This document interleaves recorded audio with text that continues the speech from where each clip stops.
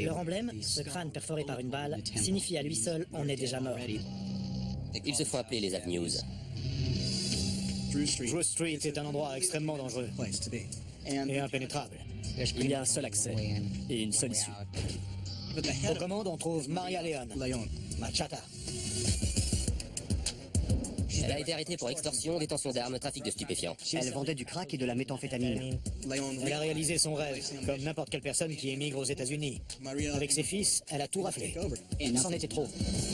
Dans une guerre pour reconquérir les rues de Los Angeles, les forces de l'ordre ont interpellé des membres du tristement célèbre gang des Avenues.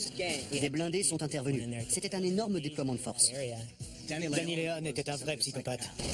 Rancho a créé la surprise. Il a tout balancé. On a inculpé 71 personnes en 6 mois. Les gens ne croient pas à la guerre contre la drogue. Mais avec le gang des Avenues, c'était véritablement une guerre. On a eu tout le serpent, pas seulement sa tête. Maria Leon doit finir ses jours en prison. Ce quartier a connu le chaos, mais la société finira par y reprendre ses droits.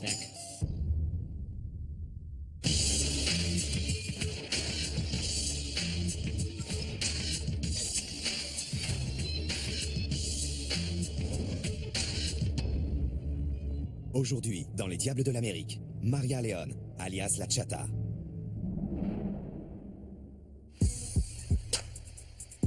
Juillet 2008. En déplacement en Californie dans la ville de San Diego, le candidat en campagne Barack Obama faisait une promesse aux millions d'exclus que comptait l'Amérique. So many people are counting on us to finally enact comprehensive immigration reform. And I will make it a top priority in my first year as President of the United States of America. À 200 km plus au nord, dans le comté de Los Angeles, la densité de population est la plus forte des États-Unis. Et un habitant sur 10 vit ici en situation irrégulière.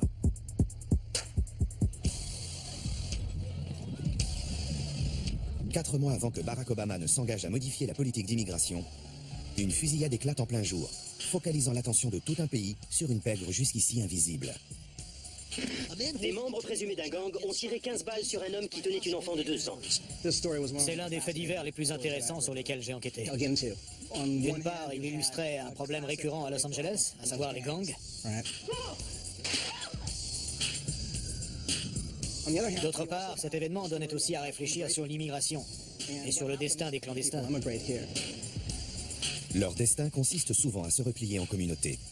Tandis que l'immense majorité des clandestins travaillent sans relâche dans l'ombre de la société américaine et tentent tant bien que mal de s'en sortir et d'aider leurs proches restés au pays, quelques-uns croient qu'ils peuvent sévir impunément. Ce quartier du nord-est de Los Angeles, notamment du côté de Drew Street, était devenu une zone de non-droit. La violence y atteignait un seuil jamais vu auparavant. Dans ces rues-là, les gangs régnaient en maître. La police ne pouvait pas intervenir sans se faire tirer dessus. Le drame a eu lieu en février 2008. Les policiers, appelés pour des coups de feu, découvrent le corps de Marco Salas, 36 ans. Il marchait main dans la main avec sa petite fille de 2 ans devant une école primaire lorsqu'il a été criblé de balles depuis une voiture en mouvement. Par miracle, aucun projectile n'a touché la fillette. Quant à Marco Salas, il a reçu 17 balles. Les tireurs l'ont repéré, se sont portés à sa hauteur et l'ont abattu de sang-froid. Par chance, la petite de 2 ans a été épargnée. Quelques instants après le meurtre de Marco Salas, la police de Los Angeles aperçoit une voiture dans laquelle se trouvent plusieurs membres connus du gang des Avenues. Je leur ai lancé un regard. Ils me l'ont retourné et ont passé leur chemin. J'ai fait demi-tour pour me placer derrière eux. Et j'ai tourné à droite, dans Drew Street. Drew Street. Selon la police, c'est là que les suspects se sont arrêtés et sont sortis du véhicule, armes au poing. Les suspects ont ouvert le feu, semble-t-il, avec 3 armes différentes. Un suspect a été tué. Il était armé d'un AK-47. Quand la fumée s'est dissipée, Danny Leon, dit le petit malin, gît sur le sol, une balle dans la tête. Pour la police, c'est sa propre mère qui en est directement responsable. Maria Leon, alias La Chata, surnom qui lui viendrait de son nez retroussé, a le casier judiciaire et la réputation d'un gangster. Maria Leon s'est souvent fait arrêter. C'est une femme dépourvue de tout scrupule. Rien ne comptait à ses yeux, même pas ses fils. C'était tout sauf une bonne mère. Arrêtée à 14 reprises pour trafic de drogue, détention d'armes ou mise en danger de mineurs, elle a été reconduite 3 fois dans son pays d'origine, le Mexique. Son rôle de mère a consisté à impliquer ses fils dans sa vaste organisation criminelle. Elle les a même encouragés dans cette voie. Elle a guidé ses fils vers une carrière de malfrats. Danny était l'un de ses 13 enfants, qui seraient issus de 5 pères différents. La moitié d'entre eux sont tombés dans le crime. Aujourd'hui, 2 sont déjà morts. Le gang des Avenues était l'un des gangs les plus puissants du pays, sinon du monde entier. C'était une organisation extrêmement violente, et Maria Leone régnait dessus en vraie matrone. Le gang tirait son nom Avenues des rues dans lesquelles il sévissait. Ces gens-là fonctionnent à l'intimidation. Ils créent une atmosphère de peur. Tous leurs actes ont pour but de semer la terreur autour d'eux. Le quartier général du gang des Avenues, le cœur de leur territoire, était la maison de Maria Leone. On la surnommait la maison satellite. C'est sur Drew Street. Une petite maison sans prétention, avec 2 ou 3 chambres. Elle devait ce surnom à l'énorme parabole qui se voyait à plus d'1 kilomètre à la ronde. La première fois que j'ai vu cette antenne, je me suis cru de retour au Mexique. Là-bas, dans les villages reculés, la seule façon d'afficher sa réussite et son pouvoir, au milieu des années 90, c'était d'avoir une énorme antenne parabolique. Il n'y avait que les gens pleins aux as qui pouvaient se la payer. Dans le quartier, tout le monde savait à qui était cette maison. Elle était devenue le symbole de la véritable autorité locale. Oubliez les hommes, les jeunes voyous armés de bombes de peinture qui jouent les gangsters. À Drew Street, tout le trafic était dirigé par Maria Leone. En 2002, la police a fait une descente chez elle, dans la maison satellite. Ouvrez la porte! Ils ont trouvé de la cocaïne, du cannabis, un pistolet automatique Tech 9, des munitions, mais aussi 10 enfants, dont 6 avaient moins de 10 ans à l'époque, ainsi qu'un bébé de 3 mois. Le téléphone n'arrêtait pas de sonner pour des commandes de drogue. C'était ça le quotidien de son foyer. Pour les policiers, cette perquisition n'a révélé qu'une infime partie de l'empire de la Chata.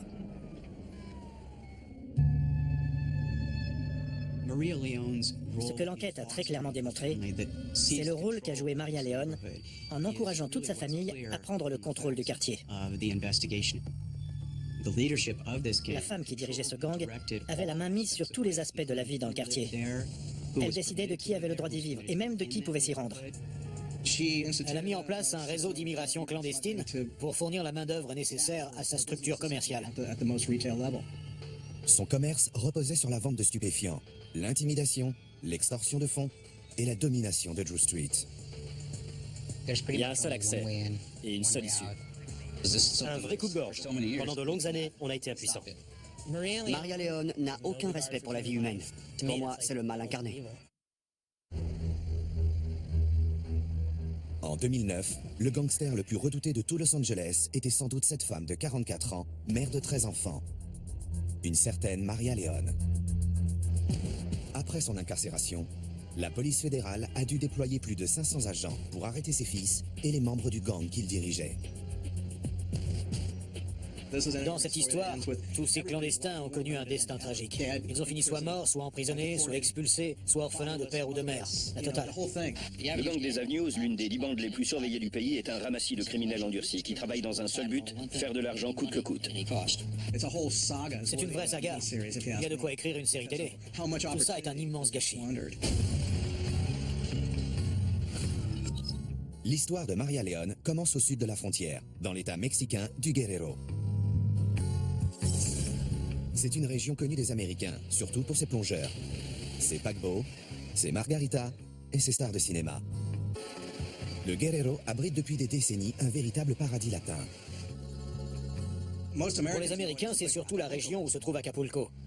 Mais Acapulco n'est qu'une petite enclave. Tout le reste du Guerrero est un endroit complètement fou qu'on appelle El Estado Bravo, l'État indomptable. Beaucoup de gens y vivent en marge de la société, avec une forte culture de la violence. Et selon la police, cette violence a progressé vers le nord pour atteindre Drew Street. Et de fait, sur les 31 États qui composent le Mexique, y compris le district fédéral, les candidats à l'immigration sont plus nombreux dans le Guerrero que partout ailleurs dans le pays. Elle vient de la ville de Tlalchapa. Maria León est originaire d'une région appelée Tierra Caliente, la terre chaude. C'est un coin très pauvre et très chaud, comme son nom l'indique. Maria León aurait passé son enfance à vendre des glaces et des sorbets à des enfants des rues. En 1985, elle a quitté sa terre natale pour rejoindre Los Angeles et Drew Street. Elle ne faisait alors que suivre l'exemple de ses aînés du village. Tout le monde vient du même endroit. C'est ce qui m'a le plus frappé quand j'ai découvert Drew Street. D'où tu viens? De Tlalchapa, dans le Guerrero. Une rue entière originaire d'une seule et même ville. Les immigrés de la première heure étaient boulangers et nourrissaient Los Angeles. La boulangerie Van de Kamps a ouvert ses portes en 1930.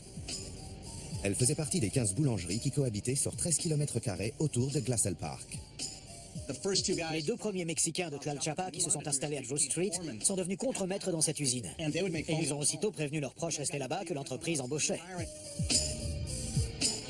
Les ouvriers vivaient concentrés sur une petite colline, bordée d'un côté par le cimetière de Forest Lawn.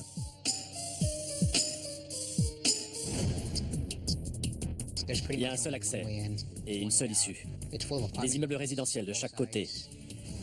Beaucoup d'activités, des vendeurs de glace, des enfants qui jouent dehors. C'est une rue où il se passe toujours plein de choses. L'aspect extérieur des appartements donne l'impression d'une forteresse impénétrable. La planque idéale pour une société souterraine et ses activités illégales. Le gang des Avenues, il vit retranché depuis très longtemps.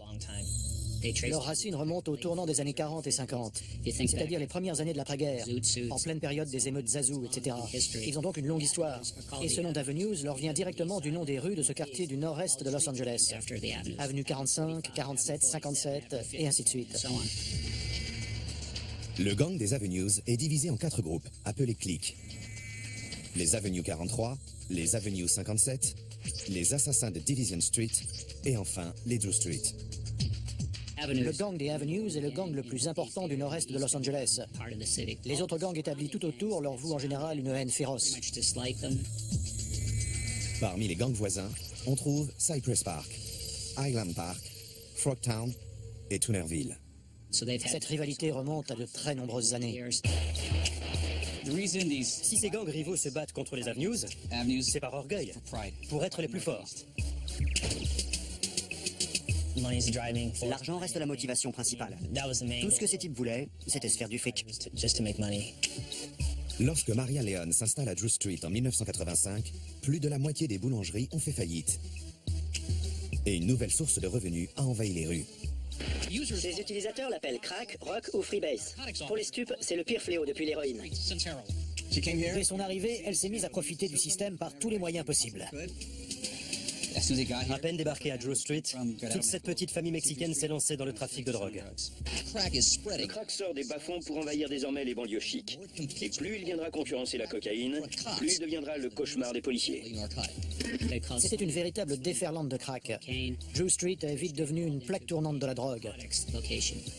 Et au sein du gang des Avenues, la clique de Drew Street s'est forgée une réputation encore plus terrible que toutes les autres. Drew Street, c'était le summum. Aux commandes, il y a Maria León, la chata.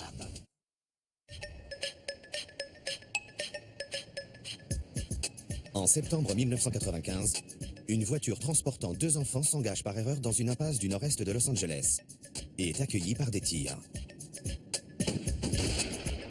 Stephanie Cuen, 3 ans, est tombée sous les balles d'un gang. C'est toute la ville qui est touchée en plein cœur. La mort de Stephanie Cuen fait réagir jusqu'au président. A family took one wrong turn, and because they were in the wrong place, gang members kill an innocent child. Le gang mis en cause est celui des Avenues. L'un de ses premiers membres auxquels s'intéressent les policiers après ce meurtre est Maria Chata León, même si rien ne la relie directement à ce crime. Dans le cadre du programme CLEAR, une initiative de la police vise à protéger la population des gangs. Les procureurs ciblent certains malfaiteurs en raison de la menace qu'ils font peser sur une communauté précise. Elle a été arrêtée plus d'une dizaine de fois dans les années 90. Elle a un casier judiciaire plus long que le bras, même en petit caractère.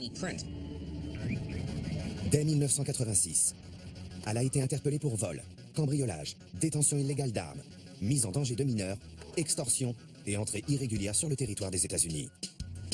Elle a été condamnée à 3 reprises dans des affaires de stupéfiants et reconduite 2 fois dans son pays d'origine. En quelque temps, la Chata passe de babysitter à trafiquante de drogue. Méthamphétamine, cocaïne, tout pourvu que ça se vende bien. Et finalement chef de gang. Elle a gravi les échelons à force de persévérance. Au fil des arrestations ou des meurtres dans les rangs du gang, elle est devenue une figure incontournable. Sa maison est un quartier général. C'est dans cette maison que le gang se réunissait. Ses membres s'y réfugiaient très souvent quand ils apercevaient la police. On les poursuivait pourtant pour des motifs très sérieux, du genre détention illégale d'armes à feu et trafic de stupéfiants. Maria Leone était toujours la première à me retenir à la porte. Elle nous empêchait d'entrer dans la maison. Elle était en permanence sur la défensive et toujours bien décidée à protéger les siens. Elle protège ses proches et tout le monde le sait. Au fil du temps, elle a réalisé son rêve, comme n'importe quelle personne qui émigre aux États-Unis. Sauf que dans son cas, il s'agissait de diriger un réseau de trafiquants, de dealers et de gangsters. Pour la police fédérale, cette mère de famille est à l'origine de tout. Et son parcours ne doit rien au hasard. Il s'agit d'une famille très décidée à acheter des biens immobiliers en grand nombre, à faire d'importants bénéfices et à s'associer avec la mafia mexicaine. Et cela dans le but de promouvoir son activité criminelle et aussi d'asseoir sa domination sur le quartier. La mafia mexicaine est une force dominante au sein de la pègre latino-américaine. Or, ni son sexe, ni son origine ne destinaient Maria Leone à occuper une place de premier ordre dans cette organisation. Le monde du trafic de drogue est dominé par les hommes. C'est un milieu très cruel dont les femmes se tiennent en général sagement à l'écart. La mafia mexicaine n'est pas mexicaine, mais mexico-américaine. On est très loin du Mexique profond. C'est d'abord une bande organisée de détenus, même s'ils contrôlent des gangs à l'extérieur. À Los Angeles, dans tous les gangs latinos, tout le monde a affaire à la mafia mexicaine un jour ou l'autre. Les membres des gangs savent qu'ils risquent de se retrouver en prison. Alors mieux vaut être bien vu de cette mafia. On ne peut pas vendre de la drogue sans payer un impôt à la mafia mexicaine. Elle s'acquittait comme tout le monde de cet impôt. Mais la mafia mexicaine ne l'aurait pas laissé pour autant prendre le contrôle d'un quartier. La Chata est alors la reine incontestée de Drew Street. Elle sait qu'elle ne sera jamais vraiment acceptée par la mafia mexicaine. Elle fait donc tout pour que ses fils prennent le pouvoir. Après tout, ils lui ont permis de s'enrichir. Enfant, ils lui ont évité d'être expulsée. Elle avait toujours un bébé dans les bras devant le juge. Elle donnait du fil à retordre au service de l'immigration en disant « Vous ne pouvez pas m'expulser maintenant, j'ai un bébé de 6 mois ». Nés à Drew Street, ses fils sont de fait mexico-américains. Elle les a façonnés pour qu'ils participent au trafic et sachent vivre aux côtés de la mafia mexicaine. Imaginez un peu. C'était un endroit incroyablement dangereux, où des gamins de 13 ans se comportaient comme s'ils étaient libres de dégainer pour tuer qui bon leur semblait. Leur emblème, qu'on trouvait sur leurs tatouages ou leurs vêtements, ce crâne surmonté d'un borsalino et perforé par une balle au niveau de la tempe, était là pour rappeler que la vie n'avait aucune valeur aux yeux des membres de cette organisation. Une façon de dire, on est déjà mort. J'ai déjà vu des baronnes de la drogue. J'ai connu des femmes qui se sont fait un nom comme ça, des femmes impitoyables. Mais je n'en ai jamais vu une seule qui ait autant d'enfants que Maria Leone, et qui soit en même temps à la tête d'une famille et d'un empire de la drogue. Elle était basée à l'endroit idéal. C'est un quartier relativement petit. Il est escarpé, ce qui est plutôt favorable au trafic. Il y avait des guetteurs un peu partout dans les immeubles. Ils sifflaient pour prévenir tout le monde que la police arrivait. Elle vendait du crack et de la méthamphétamine. Elle pouvait écouler en une semaine plus de 2 kilos de méthamphétamine et entre 2 et 3 kilos de cocaïne. Le système reposait aussi sur un réseau de clandestins destinés à devenir dealers. Ils devaient bien souvent rembourser leurs dettes aux passeurs en vendant de la drogue. Drew Street étant quasiment inaccessible à la police, la violence liée aux gangs est devenue incontrôlable. Pendant 5 années d'affilée, au cours des années 90, les quartiers nord-est ont connu le plus fort taux d'homicide de tout Los Angeles, avec en tout 238 meurtres, soit près d'un par semaine. Moins que l'argent qui passait entre leurs mains, c'est surtout la violence et les règlements de compte dont ils étaient à l'origine qui nous préoccupaient. Le soir d'Halloween en 2002, la police procède à une descente surprise dans la maison satellite. Ils ont trouvé des stupéfiants, des explosifs, des armes à feu et des preuves que des mineurs bossaient comme dealers. Les enfants assistaient à la préparation des doses de cocaïne et de méthamphétamine. Il y avait dans la maison un autel à la gloire de la figure mythique Jesus Malverde. Surnommé l'ange des pauvres, c'était, si on en croit la légende, un bandit du début du XXe siècle qui terrorisait les riches pour venger les paysans de Sinaloa. Je doute fort qu'il ait existé, mais il est aujourd'hui le saint patron des trafiquants de drogue. Malverde n'aurait pas pu sauver la reine de Drew Street. Inculpée de trafic de stupéfiants et mise en danger de mineurs, elle est condamnée à 6 ans d'emprisonnement. Le lendemain de son incarcération, Drew Street et la maison satellite reprennent du service. Peu importe ce qui arrive à Maria Leone, il reste l'infrastructure, ses enfants. Les soldats des rues, les auteurs des crimes, ce sont ces gosses. Donc après son arrestation, ça n'a fait qu'empirer. Alors qu'elle est emprisonnée depuis moins d'1 an, un de ses voisins est abattu devant chez elle. La police arrête 2 de ses fils, Danny Leone et son demi-frère, Francisco Real. Danny Leone était connu pour être brutal, très violent, toujours prêt à faire le sale boulot. Dès qu'il y avait une bagnole à piquer ou un cambriolage à faire, Danny Leone était sur le coup. Francisco Real était l'aîné. C'est lui qui avait pris en main la partie trafic de drogue. On l'appelle Pancho. Même derrière les barreaux, Maria Leone a obtenu ce qu'elle voulait. Son fils aîné a été sacré roi de Drew Street. La mafia mexicaine lui a fait savoir officiellement qu'elle le reconnaissait comme le chef de la clique de Drew Street. Or à l'époque, la famille Leone, avec sa clique de Drew Street, était clairement identifiée comme la branche la plus active, la plus agressive et la plus violente du gang des Avenues. À ce stade, ses fils étaient devenus des personnages vraiment redoutés dans le quartier. Ils contrôlaient tout. Aucun doute, ils étaient craints.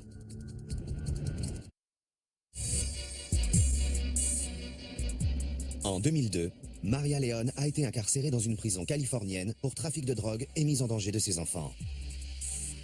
En réalité, la Chata a fait plus que les mettre en danger. Elle les a transformés en gangsters. Les fils Leone ont instauré un système dont les habitants du quartier étaient au courant et contre lequel ils n'osaient pas se soulever. Maria Leone sort de prison en 2006 pour être aussitôt expulsée vers le Mexique. Mais ça ne change rien pour le gang des Avenues de Drew Street. Il se croit au-dessus de la loi. Je me souviens d'une scène qui m'a énormément marqué lors d'une opération de surveillance. J'étais sur le trottoir et j'ai vu une toute jeune fille marcher dans la rue. Il y avait un bus de ramassage scolaire à l'autre bout et elle se dépêchait pour le prendre. Elle s'est mise à courir et tout à coup, elle a dévié de son chemin pour passer bien à l'écart de la maison satellite. Ça m'a profondément choqué et je me suis dit, voilà ce qu'il faut qu'on change. À l'automne 2007, la justice fédérale ouvre une enquête sur Maria Leone et la clique de Drew Street. La DEA s'en est mêlée, le procureur des États-Unis aussi. Ils ont monté un solide dossier pour association de malfaiteurs. Nous avons des actes d'accusation. Ce gang est une mafia. L'agent spécial Kogler et moi-même, nous nous sommes rendus dans le quartier pour voir ce que nous pouvions constater. Les 2 premières personnes que nous avons croisées, c'est Francisco Real et sa mère Maria Leone. Ils ne se cachaient pas et donnaient leurs consignes aux dealers en plein jour. Ils agissaient aux yeux de tous et sur toute la longueur de la rue. Moins d'1 an après son expulsion, Maria Leone est de retour aux commandes. Nous avons la certitude que ses fils ont aidé Maria Leone à rentrer de nouveau sur le territoire après son expulsion. Les responsables de la police de Los Angeles étaient très agacés. On leur a promis de faire tomber le gang en 6 mois. Soyez-en sûrs, nous allons utiliser tous les moyens dont nous disposons pour démanteler ce gang. La municipalité prononce la saisie de la maison satellite et l'expulsion de ses habitants dans le cadre d'un programme appelé Project Tough, mis en place pour éradiquer les quartiers généraux des gangs. À l'intérieur, les policiers découvrent des systèmes d'alarme à rayons laser et du matériel de surveillance, tandis qu'à l'extérieur, des membres du gang des Avenues ricanaient au nez des autorités. Quant à Maria Leone, elle est introuvable. C'est à la fin janvier 2008 qu'on a commencé les écoutes. Les policiers mettent ses fils sur écoute et cachent des enregistreurs dans les cellules où ils font de très fréquents séjours. Je fais ce métier depuis longtemps. Ce n'était pas mon galop d'essai. Partout où il fallait fouiller, nous avons fouillé.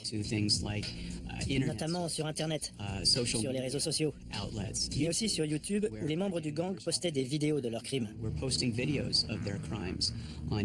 Grâce à tout ce dispositif, nous sommes parvenus à mettre sur pied une procédure judiciaire d'une ampleur jamais vue auparavant.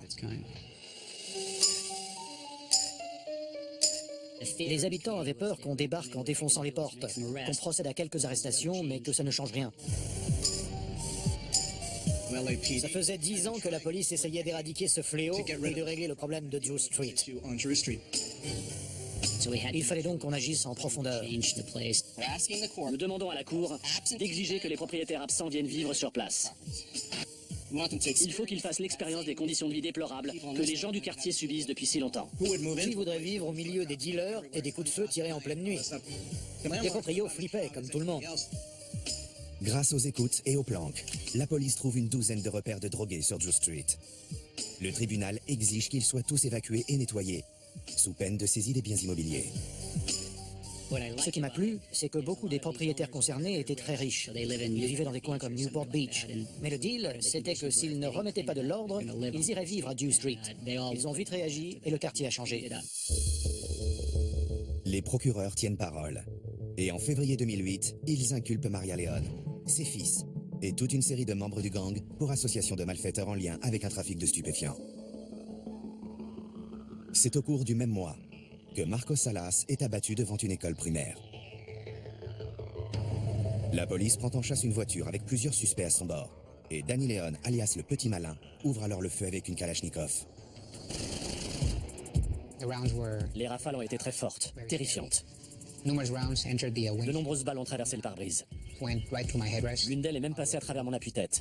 Elle a traversé tout le véhicule pour finir dans le coffre. La police riposte avec beaucoup plus de précision. Le fils de la Chata reçoit une balle en pleine tête. Danny Leone gisait au sol, la tête baignant dans une mare de sang. Tout de suite après, son demi-frère Francisco Real est sorti. Et il s'est mis à crier « Vous l'avez buté, vous avez tué mon frère ».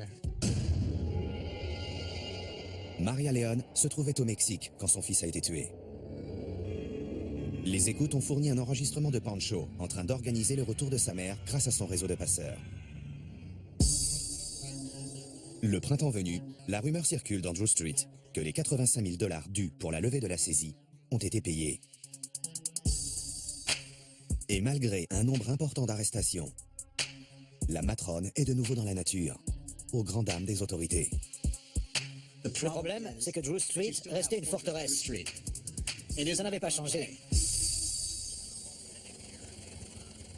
À l'aube du 26 juin 2008, le Dodger Stadium de Chavez Ravine se transforme en poste de commandement pour quelques 500 agents venus du pays entier dans un seul et même but, mettre la main sur Maria Leone. Ce gigantesque déploiement de force était un spectacle incroyable. Des blindés sont intervenus. Le quartier a été pris d'assaut. Dans une guerre pour reconquérir les rues de Los Angeles, ce sont plus de 1000 agents qui ont interpellé des membres du tristement célèbre Gang des Avenues. Maria Leone, son fils Francisco Real, dit Pancho, ainsi que 69 autres membres présumés de la clique de Drew Street sont arrêtés. Les gens ne croient pas à la guerre contre la drogue. Mais à Drew Street, avec le gang des Avenues, c'était véritablement une guerre. Pourtant, ce coup de filet contre une criminelle et son clan ne signe pas la fin de la guerre. Un adjoint au shérif de Los Angeles a été tué devant la maison qu'il partageait avec sa femme, ses 3 enfants et ses parents, dans les quartiers nord-est. C'était la goutte d'eau. En février 2008, un des fils de la Chata est abattu par un policier. Il venait de tirer à la Kalachnikov sur une patrouille. C'est une arme redoutable. Quelques mois plus tard, la police fédérale va lui prendre un autre fils. Les 70 personnes interpellées sont soupçonnées d'extorsion, de trafic de stupéfiants, de meurtre et de subornation de témoins. La clique de Drew Street, menée par Maria Leone, a fait l'objet d'un vaste coup de filet. La police a embarqué la mère, son fils aîné Francisco Real dit Pancho, ainsi que 69 membres présumés du gang des Avenues. Le plus étonnant, et ce dont elle ne se remettra jamais, à mon avis, c'est que son fils Pancho a décidé de témoigner contre la mafia mexicaine. Et de ce fait, contre elle, contre ses complices, et contre Bull Street. Il a affirmé avoir commis des meurtres pour le compte de sa mère. Il a tout balancé. La conversation avec Pancho était assez gênante et un peu surréaliste. Il racontait froidement les moindres détails. Il a expliqué comment il faisait tourner le gang. Les meurtres, l'organisation du trafic, l'intimidation des témoins. Il avait engagé 2 avocats pour blanchir l'argent gagné. Il les a cités nommément. Elle l'a aussitôt renié, déshérité. Si elle avait pu, elle l'aurait sans doute tué. Son propre fils était désormais une balance. En fait, sa mère était encore pire que lui. 5 semaines seulement après le coup de filet qui a offert aux autorités une chef de gang et un informateur, un adjoint au shérif de Los Angeles est abattu à Cypress Park, à quelques rues de Drew Street. La victime, Juan Escalante, n'avait que 27 ans. Il serait tombé dans une embuscade vers 5h40 ce matin. Juan Escalante a été tué par des membres du gang des Avenues devant la maison de ses parents. Il vivait à Cypress Park, une zone de rivalité entre gangs. Les Avenues n'étaient pas loin. Il était en train de retirer le siège auto de sa voiture avant de partir au travail, peu après 5 heures du matin. Ses tueurs savaient sûrement qui c'était. Carlos Velasquez, un membre connu du gang des Avenues, plaide coupable de ce meurtre. Il affirme qu'il a pris Juan Escalante pour un membre d'un gang rival de Cypress Park. Tout le monde savait que les gars du gang des Avenues faisaient la fête très tard le soir, shootaient à la méthamphétamine. Et ils sortaient au petit matin pour faire la chasse aux membres des gangs rivaux. Carlos Velasquez est aussi le neveu de Maria León et le cousin de Danny León. Il a abattu Juan Escalante d'une balle derrière la tête, tirée à bout portant. Il est aujourd'hui derrière les barreaux pour le restant de ses jours. Pour la famille, c'était une épreuve terrible. Quant à nous, il fallait absolument que nous nous remettions très vite au travail. La ville de Los Angeles a ordonné la démolition de la maison satellite. Que ce soit clair, nous allons mener la vie dure aux gangs. Ils ont attaqué la maison à coups de pelleteuse. Ils l'ont éventrée, rasée, réduite à néant. Le jour où nous avons démoli cette maison, nous avons envoyé un signal fort à tout le quartier. Cette époque était désormais révolue. Ce matin, c'est un coup très sévère qui a été porté aux gangs du nord-est de Los Angeles. Cette fois, la police a engagé 3 fois plus de moyens. Le deuxième coup de filet a été, à mon avis, le plus gros déploiement de force qu'ait connu la Californie, voire le pays tout entier. Pour cette deuxième opération coup de poing, rendue possible notamment grâce aux renseignements fournis par Francisco Real, les forces de l'ordre ont ciblé 90 autres membres présumés du gang. On a eu tout le serpent, pas seulement sa tête. Cette opération a fait tomber toute une génération de voyous et de trafiquants de drogue. Cette rue, à elle seule, renfermait plus d'une centaine d'individus à mettre derrière les barreaux. Comble de l'ironie, c'est la matrone qui a sans doute écopé de la peine la plus légère, aucune violence ne pouvant lui être imputée directement. Elle a plaidé coupable de racket et d'association de malfaiteurs et a été condamnée à 100 mois d'emprisonnement, soit à peine plus de 8 ans, suivi d'une expulsion immédiate. Cette femme-là mérite de finir ses jours en prison.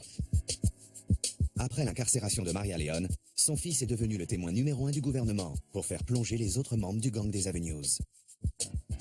Écoutez ce type parler, c'était comme suivre une formation sur la mafia. Devant tout le tribunal, Pancho explique que le gang des Avenues faisait appel à une équipe de tueurs pour lutter contre les gangs rivaux et que leur trafic de clandestins et de drogue était antérieur à sa naissance.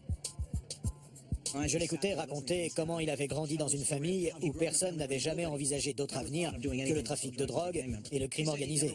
Il disait qu'il n'avait jamais voulu être le boss, mais qu'il n'avait jamais connu autre chose que cette vie-là. En tout, je crois que nous avons pu poursuivre avec succès à peu près 160 membres et complices du gang des Avenues. Pancho a pris de très gros risques en tournant le dos à cette vie. Il va quand même passer au moins 25 ans en prison. Il constitue sans doute l'une des principales cibles actuelles de la mafia mexicaine. Elle voudra tôt ou tard lui faire payer d'avoir collaboré avec les autorités. Sa vie est directement menacée. Aujourd'hui, on trouve un jardin associatif en lieu et place de la maison où Maria Leone a élevé ses fils et terrorisé un quartier.